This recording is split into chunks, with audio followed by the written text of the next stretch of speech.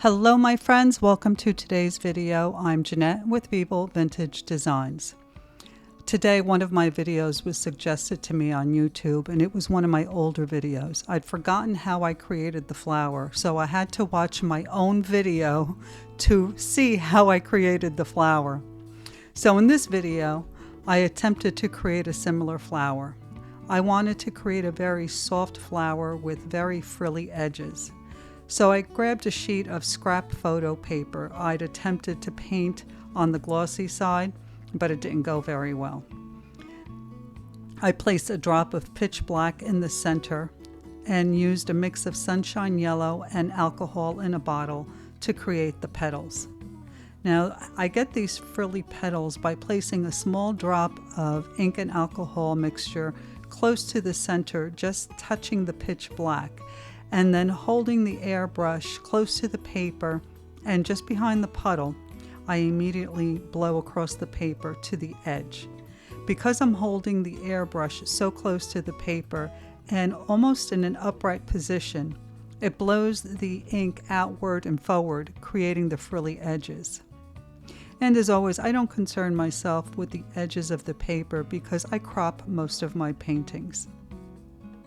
Now you can see that I'm getting these beautiful yellow frilly petals while also getting a soft fade in the center from the pitch black.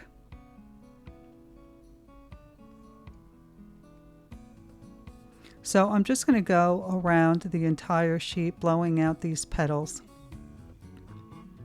This is just my first layer. Once I finished my first layer of petals, I decided to darken the ink a little bit, and I added a bit more sunshine yellow and a few drops of Valencia to my ink and alcohol mix, but I didn't add any more alcohol. This slightly darkened my second layer of petals.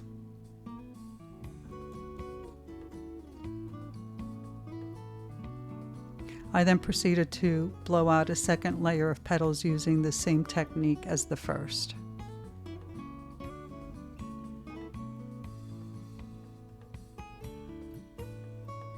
And you can see they're not much darker, just a little bit darker. I wanted to maintain very soft colors in this flower.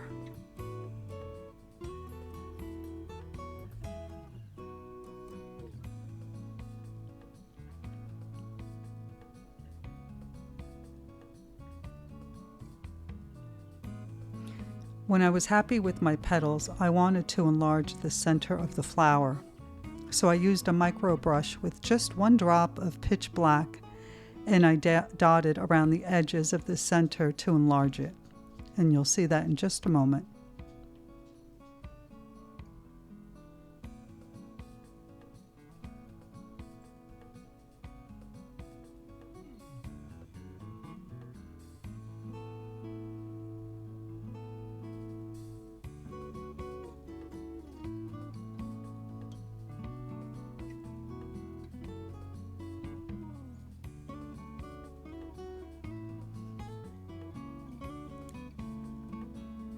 So here I just put a drop of the pitch black on the micro brush, and I'm dotting around the outside just to enlarge it a little bit.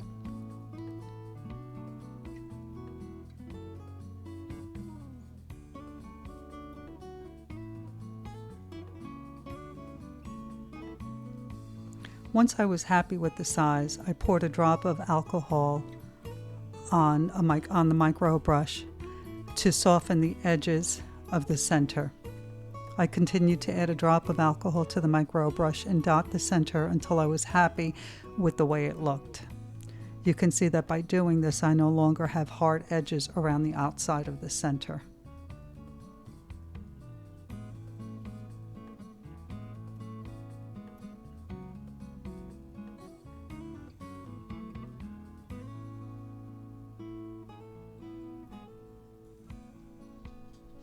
I start by dotting around the outside so that I can soften those edges. I don't want any hard edges.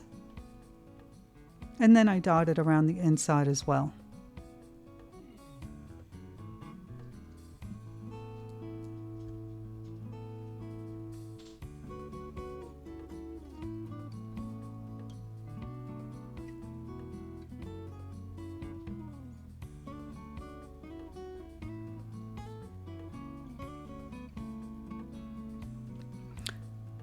Once I was happy with the way it looked, I used snow cap and a new micro brush to create the center.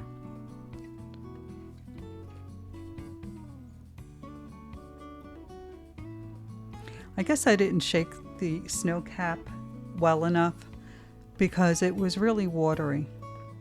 So I continued to add my first layer using this watery mix of snow cap. And as you know, snow cap is a mixative, so you really have to make sure that you shake it well because it does separate in the bottle when it's been sitting for a while. So to thicken it, I used my blow dryer to dry it up a little bit, and that seemed to do the trick. So now I begin to add a second layer of the snow cap to my center, and you can see that they are now more opaque.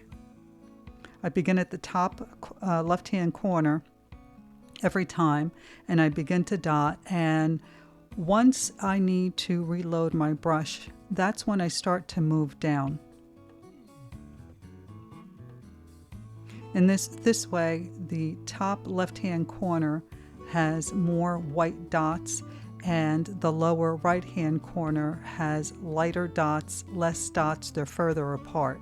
And that creates a shadow effect on the bottom right side, while the top left side looks as though the sun is shining on it. Adding multiple layers also creates depth in your center.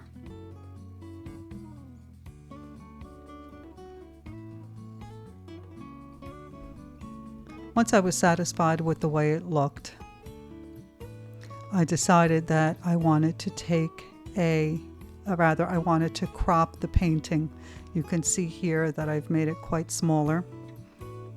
And I decided to use a gold gel pen to add a little sparkle to the center by simply adding a few dots. I then wanted to define individual petals towards the center. So I used the gold gel pen and drew a little line to separate the petals, and then I blotted it with my finger to soften that line. I didn't want it to be too harsh, and it worked out beautifully. I also added a few gold dots around the outside of the center as well. And now I liked the gold dots so much that I decided to use my liquid chrome markers in gold for more sparkle in the center. I also created a thin gold border around the painting as well. You know me and my borders. Now I'm going to use this card in the future for this painting for a card in the future. And I'm often asked if I seal my alcohol ink cards before I give them away, and the answer is no. Most people throw cards away. If someone wants to frame the card, I'll seal it for them, but otherwise I don't usually seal them. I only seal my alcohol ink paintings if I sell it, gift it, or if I decide to frame it. Well, I hope that you've enjoyed this video and that you give this a try. Let me know in the comments if you have any questions, and check out the description box for links to the products used. Don't forget to like, comment, and subscribe. Bye.